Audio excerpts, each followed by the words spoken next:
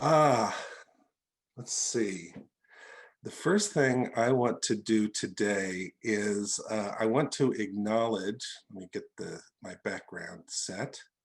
I want to acknowledge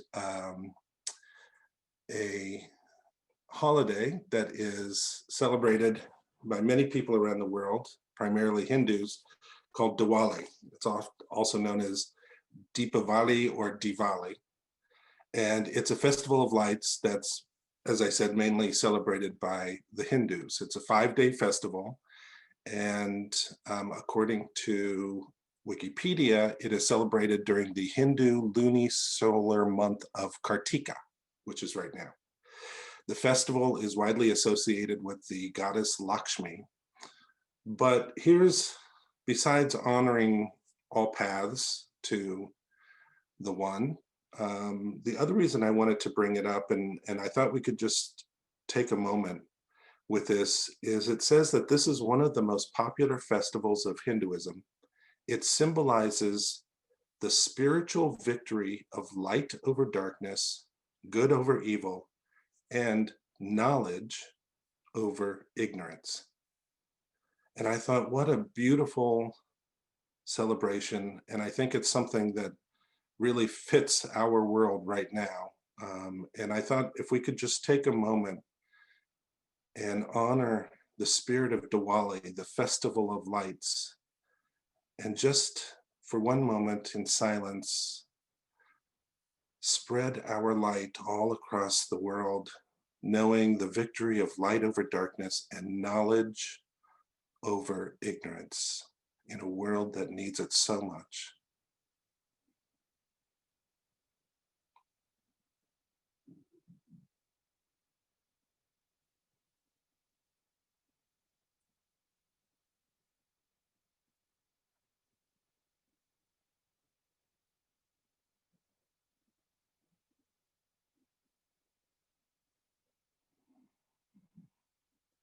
Light over darkness, knowledge over ignorance. What a beautiful celebration. Happy Diwali. So what I wanted to talk about today, you know me, when I talk, I usually talk about what's going on right at this moment in my life, which is why it's always hard to set up titles or themes months in advance, because I like to talk about what's going on right now in my life and in what's going on in the world. And so I wanted to talk about this last week or so and what's happening to me. In addition to everything in the world, I've been working on this new project, which I'll tell you about later, another time. But as part of this project, we're using this book, Think and Grow Rich. And I was asked to, as part of this project, to sum up the entire book of Think and Grow Rich in 3 statements. Now, Think and Grow Rich, you know, it's not a pamphlet. It's a book with 360 some pages in it. And there are 13 principles, plus there's 57 this and 6 that and 7 this, and it's chock full of information. So how do I distill the message of this in just 3 statements? And besides, how I would answer that today might be different than how I would answer it a month from now or a month before now, because where we are right now, of course, determines what we're seeing in the moment. So I had to think about it for a minute, and before I entered into doing this, and there's a wonderful question you can ask yourself wherever you are in life. And the question is this: why did the universe place me right here, right now? And really think about that and try to understand what's going on. You can also, if there's a person in your life that is causing some drama, you can say, why did the universe place this person in my life right here and right now? But anyway, I took this exercise to think, okay, I'm being asked of this, what needs to come forth, not just for the project, but clearly as so that I can do as good a job as possible. And I found the three things, and I'm going to go over those three things with us right here and now, because I think that they have good information for us, and I think you'll like them. The first one is this quote here, and it says, "Somewhere in the world, your place is waiting for you. You will never be defeated in your life's purpose if you keep faith in the only person in the world who controls your destiny, yourself." That is really the why of Think and Grow Rich. But you know me, I think of Think and Grow Rich not just in terms of money. I teach it from a spiritual perspective, and that's really the why of our spiritual journey. To realize and find that place that is ours, and it's waiting for us, always waiting for us, to keep the faith and to realize that we are the person that can open us up to this. There's not a person out there, there's not a God out there. It's us and within us. That's the why, not only of this book, but of the spiritual path. You have a place in this world. And teaching from that spiritual perspective, that place is within you. And this quote basically is saying that there are no distractions. Don't be distracted or become ungrounded. Just really realize that you are the place that is already waiting for you. You yourself, your soul. Now, all spiritual teachings and teachers have really taught this idea of the place in the world that is within you. And it's always available, always here. One of my favorite stories in a spiritual or sacred text about this is from the Old Testament or the Torah. And, you know, there's a long version of this story, but I read or use the King Joel version, which is short and much more fun to read. And in the short version of this story, the Israelites were living in Egypt, and they were servants and lower class and all of that. And God said to them, to the Israelites, "There is a place for you." And God said, "I will lead you there. I will put a pillar of clouds in the day and a pillar of fire at night to lead you to your place. This is not your place, but I will lead you to your place." And God said, "I will feed you. Every morning when you wake up, there will be manna everywhere you look, and you will be well fed." But God also said, "You just have to do one thing.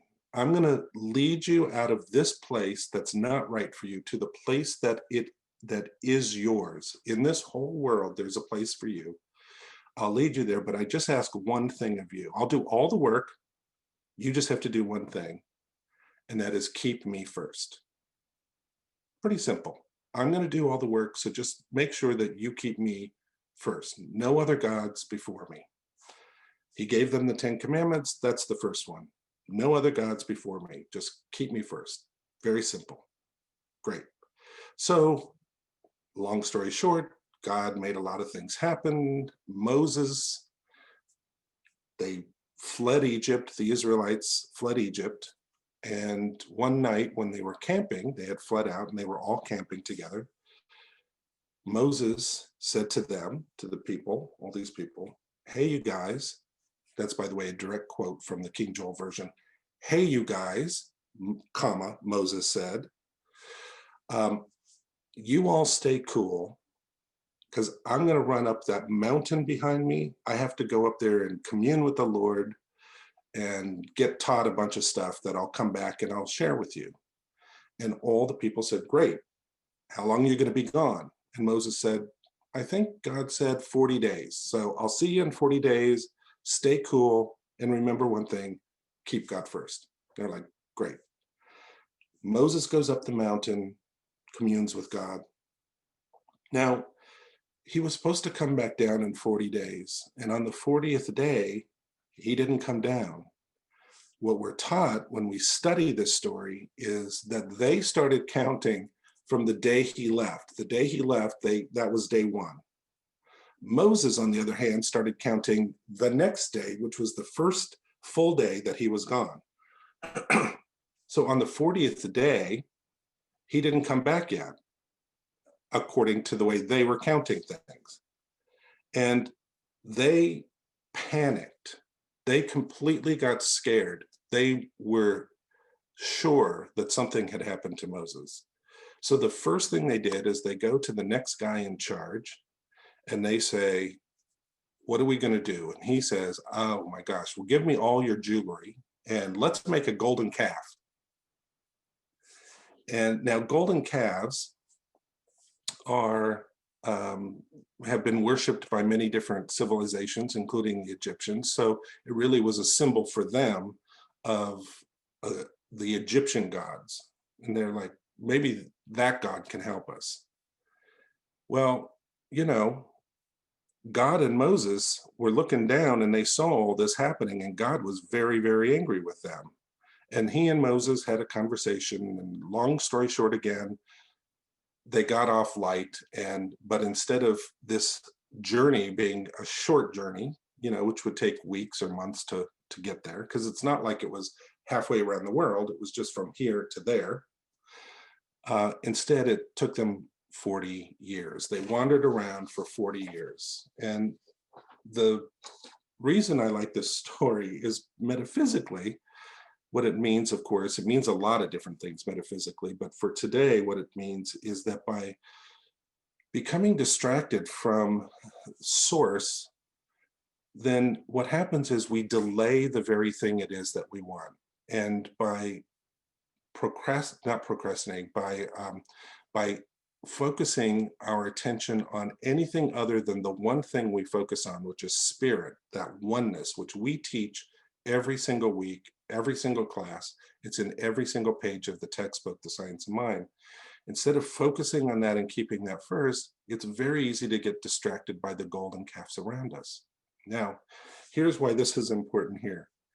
Now, the last few times that I've talked a lot about the spiritual practice and making sure to keep up with that. And in fact, last time we talked, I talked about the idea of before the election, chop wood, carry water, after the election, chop wood, carry water, which is great, wonderful. And it's something I was doing.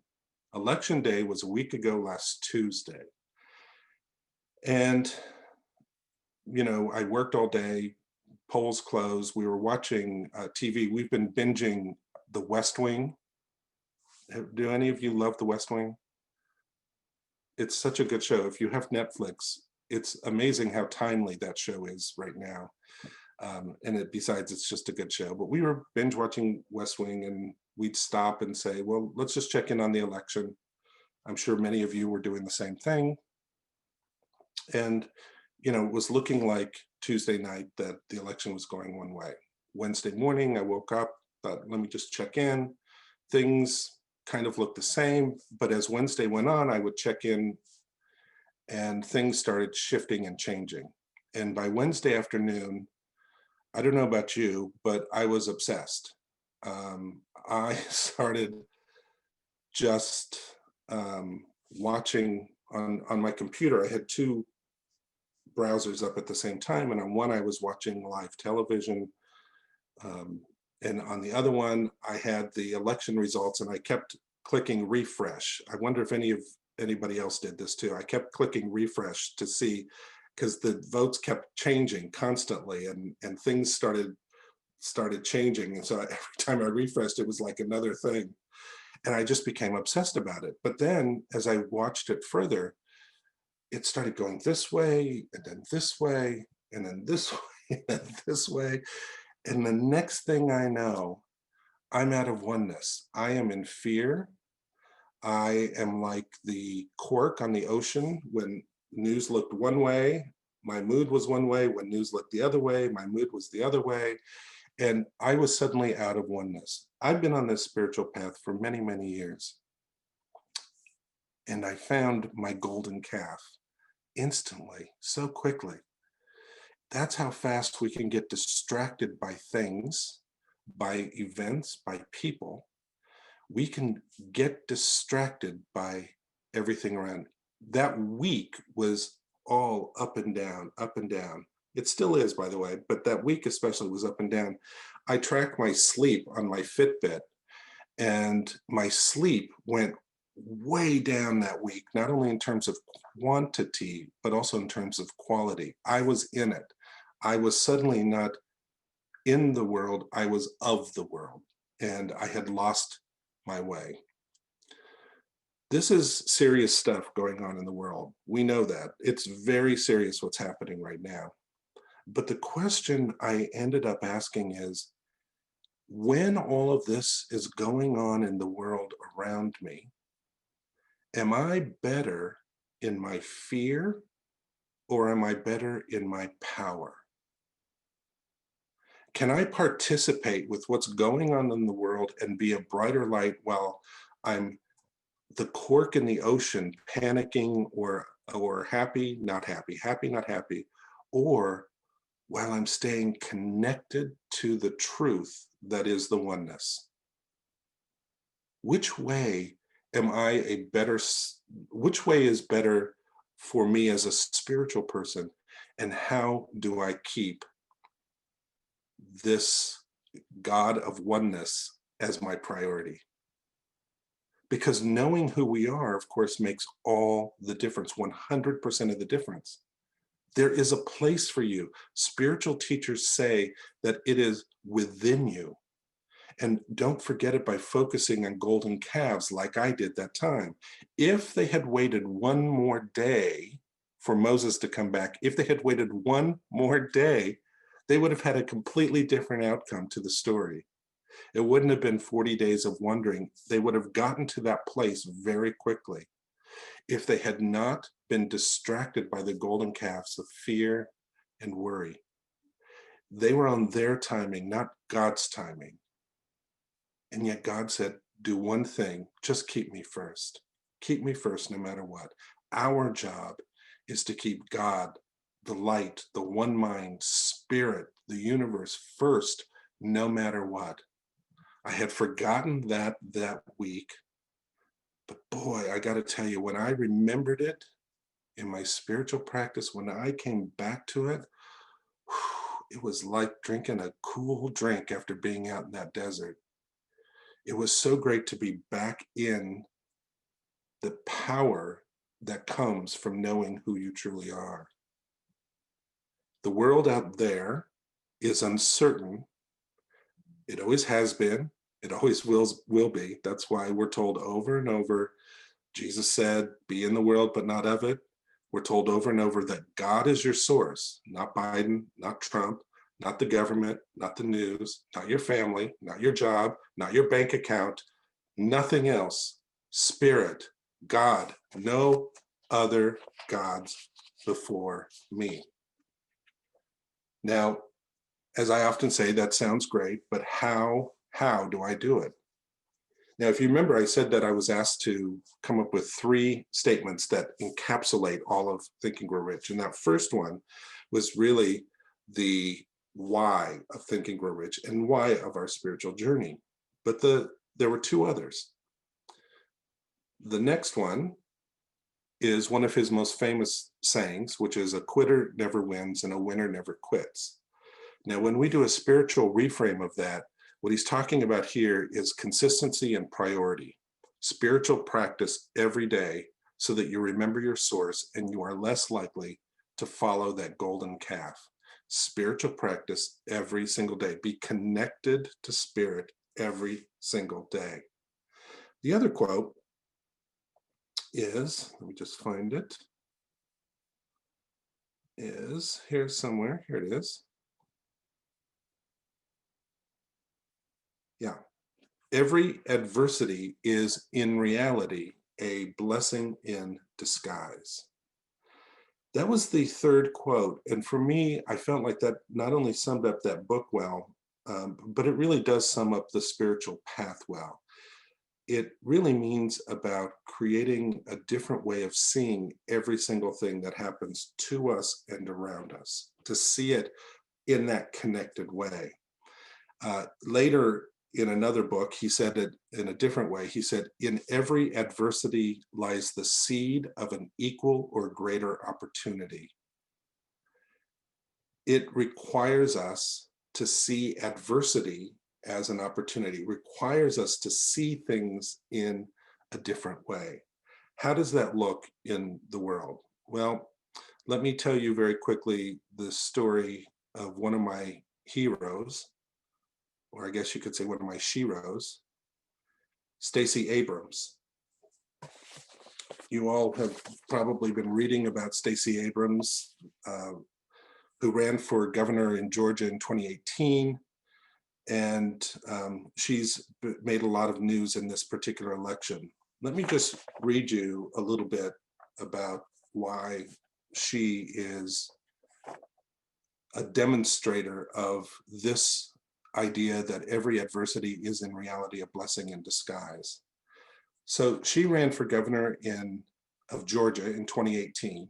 In the Democratic primary, she ran against Stacey Evans, another member of the Georgia House of Representatives, in what some called the Battle of the Staceys. She was endorsed by Bernie Sanders and Our Revolution. But then on May 22nd, she won the Democratic nomination, making her the first Black woman in the US to be a major party's nominee for governor. After winning the primary, she secured a bunch of high-profile endorsements, including from former President Barack Obama. Now, she was running against Brian Kemp. As Georgia's Secretary of State, Brian Kemp was in charge of elections and voter registration during the election. Between 2012 and 2018, Kemp's office canceled over 1.4 million voter registrations, with nearly 700,000 cancellations in 2017 alone, on and on, and finally, by October 2018, with more than 53 voter registration applications that had been put on hold in Kemp's office, 75% of those belonged to minorities. So I'm not making political statements here. I'm just reading what happened, which was a lot of shenanigans were happening with voters in Georgia. The election happened in 2018, and Abrams lost the election by 50,000 votes. Now remember, he had 53,000 sitting on his desk that had not been verified.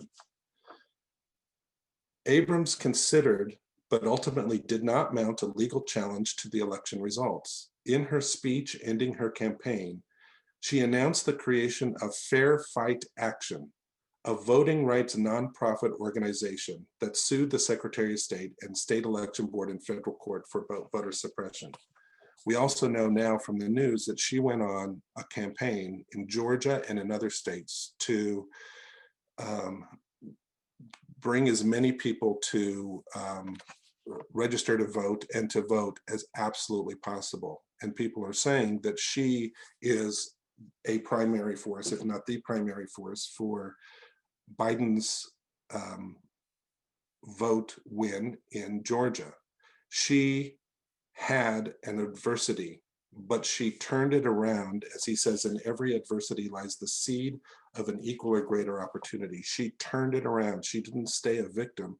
She instead turned it around and poured herself into work that was important to her, that ended up influencing and changing not just a state, but an entire nation's outcome.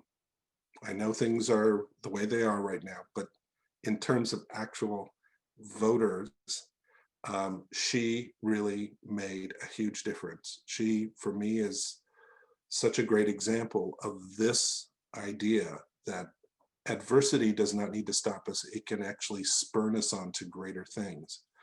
I also think of the example, because we don't always have to do things on a global or national scale. This is my spouse, Alan. A lot of you know him. About 10 years ago, Alan was diagnosed with Parkinson's disease. And, you know, that's always not a great moment when you're sitting in the office and you get that diagnosis. But Alan never once, I mean this, really never once said, why me? He never went to that victim place. In fact, when people would say, you know, Alan, why you? He would always say, well, why not me? Why not me? Maybe there's a reason. And what he's done is he has used this experience of having Parkinson's to open up his life in ways that that were never open before. He couldn't find a support group around him, so he created one, and now it's this huge support group that serves all sorts of people. He volunteered for studies, and every study that he was able to participate in, he did. He started going around giving speeches.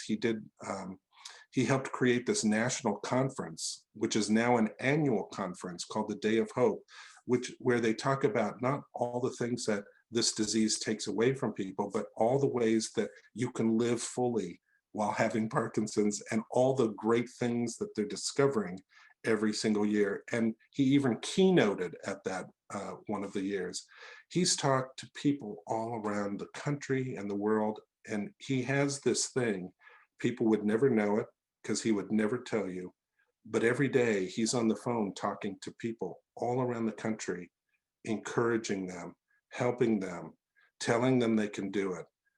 And he also joined a thing called Rocksteady Boxing, which is this forced exercise program that was started in Indiana for people with Parkinson's, and now it's gone global because they've discovered that this forced exercise program actually helps people with Parkinson's in a huge way. So he's become this major advocate for Rocksteady boxing exercise program.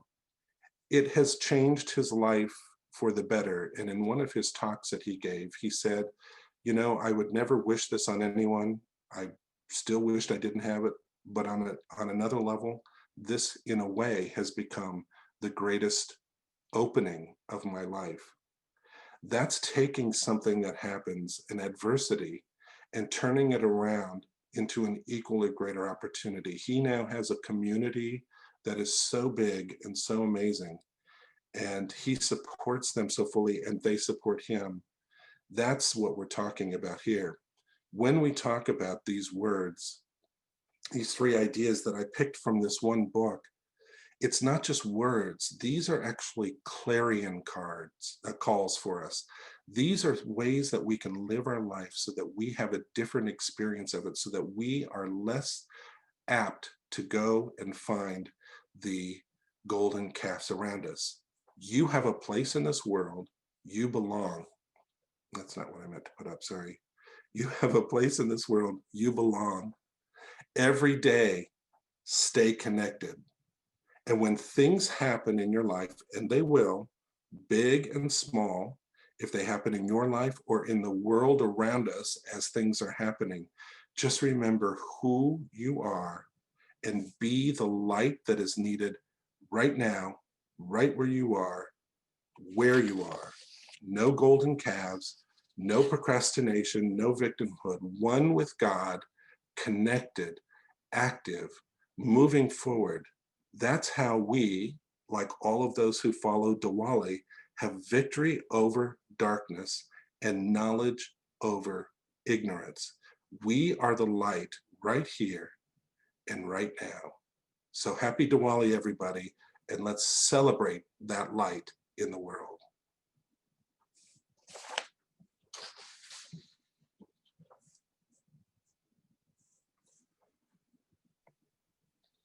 Joel, is Alan anywhere near where he can hear us? No, he's upstairs. Oh, all right. I was going to say, everybody give a big cheer for Alan. Thank you, Alan. I'll tell him. Yeah, anybody who does that level of commitment, and that's what we are. That's who we are. We're an organization of people that want to make a change in the world. And here's a man who's making the change. So thank you. Did you want to lead us in a treatment, Joel? Absolutely. Let's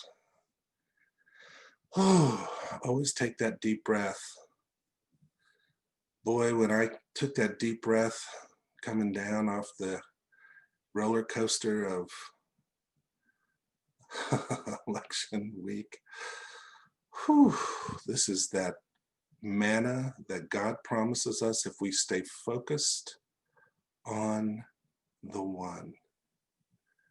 So we take that breath, which is manna from heaven, and we know right now that there is no other God but the one mind, that one power, the one spirit, the one creator that did create all things and continues to create all things. Right now, we take off the glasses of fear and limitation, and instead we open our eyes to the light that is already there within us and around us. This is the light of spirit. And this is the light that reminds us that everything happening is temporary, but we are eternal. We keep our mind and our soul and our body focused on moving forward, following the pillar of cloud and the pillar of fire, metaphorically meaning following it day and night, knowing at all turns, no matter what happens, God's timing is always right, and that we are always taken care of. Why? Because we are one with the one. We are one with Spirit itself.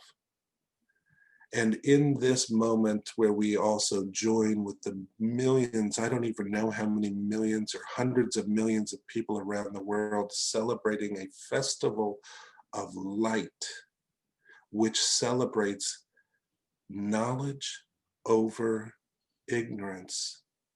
We just know and open up for ourselves and for the entire world that this light shines through in a way like never before. We trust the process, and we know that we are the light, and we are placed exactly where we are, every single one of us exactly where we are, on purpose for a purpose. And we allow that to be our truth. We can change ourselves, and in doing so, we open ourselves up to changing the world around us. That change is merely just remembering who we are and the fact that we have a place in this world. So with that as now our compass, we follow it forward in every way possible, knowing it is true for each one of us right here, right now, and together with a grateful heart, we say, and so it is.